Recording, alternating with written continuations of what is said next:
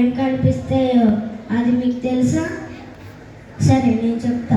పరలోకంలో ఏమేమి కనిపిస్తాయి అంటే యేసయ్య కనిపిస్తారు, కోటాని కోట దేవదూతలు కనిపిస్తారు. దేవదూతలు యేసయ్యని ఆరాధిస్తూ ఉంటాయి. అలాగే బంగారు వీధులు, బంగారు తలుపులు, బంగారు ఇల్లులు కనిపిస్తాయి.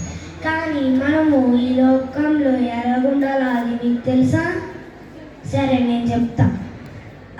ఇలాగా ఎలాగుండాలంటే బ్యాడ్ వర్డ్స్ మాట్లాడకూడదు, ఇతరులను హెల్ప్ చేయాలి, ఇతరులను ప్రేమించాలి, ఎవరిని మోసం చేయకూడదు, ఇతరికి హెల్ప్ చేయాలి, అబద్ధాలు మాట్లాడకూడదు, చెడ్డ మాటలు మాట్లాడకూడదు. కానీ మనము పరలోకంకి వెళ్ళాలంటే మనం ఏం చేయాలో అది మీకు తెలుసా? నేను 2 పాయింట్స్ చెప్తాను. ఆ 2 పాయింట్స్ మీరు ఫాలో అయ్యారంటే అప్పుడు మీరు పరలోకంకి వెళ్ళచ్చు. ఫస్ట్ పాయింట్, మన పాపాలని ఒప్పుకొని విడిచిపెట్టేయాలి. సెకండ్ పాయింట్ ఏంటంటే యేసయ్య మన రక్షకుడు అని అంగీకరించాలి.